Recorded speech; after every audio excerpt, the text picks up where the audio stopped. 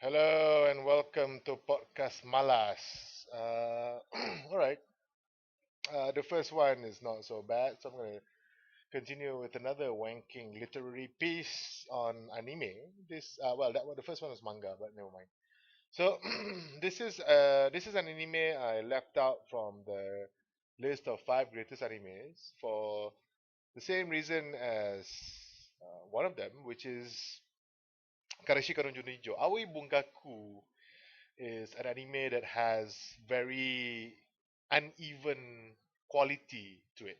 It is Aoi Bungaku starts with a live action guy giving some sort of introduction to the stories. It's 6 episodes, 12, sorry, 12 episodes or some shit like that, and it's based on uh, six short stories, prominent short stories in Japanese literature. Okay, so the first one is No Longer Human. As you can see, I'm on the Wikipedia page because I'm lazy, I'm tired. So, first one is called No Longer Human by Osamu Dazai. Now, Osamu Dazai is some sort of a big deal in Japanese literature. Let's click on the link, open the tab, blah blah. So, Osamu Dazai is some sort of is bigger than Osamu Tezuka, I think. Well, maybe not because he's not really. I don't know. Is he really popular? Okay, let's see. Blah blah. But he's basically one of this like their Ernest Hemingway or who's that guy? The catcher, J.D. Salinger of Japan or something. So anyway, going back to Aoi Bungaku. So No Longer Human is a very interesting story. It even though they have six um, short stories. This No Longer Human dominates episodes 1 to 4. It's about this guy who feels so alienated with his family. He joined some sort of revolutionary movement in college, and then saw himself. I mean, he constantly leeches off women he has relationships with, and he sees himself as some sort of he suffers, I think, from schizophrenia, real schizophrenia. It's about this guy who thinks that, there's a darkness within him. There's a really pitiful, pathetic, really dark creature that's following him and it's actually from inside him or some shit. It's been a few years since I saw this anime. So, but I remember that this is about this guy. His life gets better, then it gets worse, and it gets better, and it gets worse. But it's really quite depressing. The second short story is Sakura no Mori no Mankai no Shita by Ango Sakaguchi. So, this one is like a fable. In fact, I think it is a fable. It's about the description here says that a forest bandit finds a beautiful maiden in the forest and takes her to be his wife, but she is more than she seems to be. So basically, I remember this story. It's about this guy. He finds a girl and he carries her on his back or some shit like that, and he puts her with his um, other wives, and this girl actually kills the other wives. And then, for some reason, the girl goes somewhere else and she's actually a ghost or something. But the moral of the episode is if you're a forest bandit and you find a beautiful maiden in the forest, please do not take her or some shit. So the third one is Kokoro by Natsume Soseki. So blah, blah. Oh yes. This one is good. This one is good. Kokoro is what I like about Kokoro is how it shows the views of two men. It's almost like Rashomon, but it's about these two guys. There's one rich guy, uh, and then there's another guy who's physically imposing. Imagine if Superman and Clark Kent are two different guys, two different people, two different entities, and one of them, Clark Kent, is a douchebag. Well, here's the thing. From his perspective, he's not a douchebag.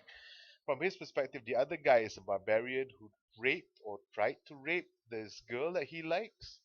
And from the barbarian's perspective, from the monk's perspective, the guy toyed with his feelings and the guy is evil and whatever else. So There are discrepancies between the two people's perspectives, and I believe it is an amazing study on the truth as seen by two different people, and how I believe the same thing, the same events, occasions, occurrences, and whatever else can be perceived differently from two different POVs. Brilliant, brilliant work, this Kokoro thing. It's only like 2 episodes or something.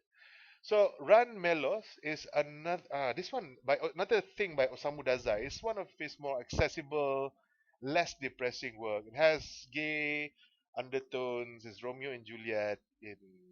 No, no, it's not Romeo and Juliet, but they did practice somewhat Romeo and Juliet, which is similar to another play called RNJ, done by this white guy or something. So it's anyway. Ran Melos.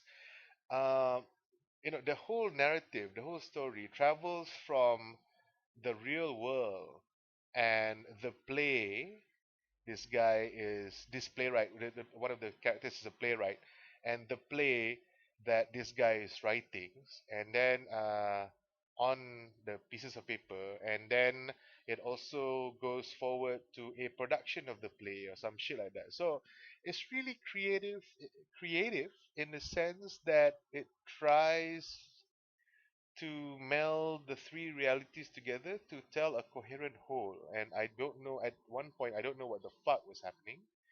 And I think it is, as usual, with the best Japanese literary stuff, that it's open for interpretation. I like it. I like Ran Melos. I think it's one of the stronger things. Kokoro Ran Melos is worth the price of the DVD that you can actually get this thing. The spider's thread is another Fable thing. It's not so good. Who cares? Don't care. Hellscreen is similar to a lot of other fables from Asia about how the artist chooses artistic integrity and shows off the truth in all its gory details to a person in power. That is a running theme in literature as well as in reality. We see a lot of people like Chris Rock, the stand-up comedian, telling reality and whatever else to people. He's more like a preacher now than he was before. And you have people doing cartoons and caricatures like Lad, even to some extent Zuna, though I don't really like Zuna's work, more recent work, because I think it's filled with vitriol and none of the mirth and humor of his earlier work. Papa Kedana by Zuna, I think, is a way more superior series than anything he has done recently, which is just Maki Hamunajib. And we all hate our rulers, our politicians, but we can always do it in a more creative way. So Hellscreen is one of those more creative ways, but in the end, I think um, the painter who showed the bloody thing to the king got killed or some shit like that. So maybe that's not a good idea. After all, who cares anyway? So yeah, Aoi Bungaku is a very wanking literary pseudo-intellectual. Well, not really pseudo-intellectual. It is an intellectual take on six very influential short stories in Japanese literature. You should actually go and watch this thing if you want to have a short course on Japanese literature and you're not bothered to actually read the bloody shit and you just want to watch something. It's like watching the movie Animal Farm without reading the book, which is stupid. But whatever, it is actually very good. So Aoi Bungaku is a very good animation series. You should go and watch it whenever you can. Goodbye.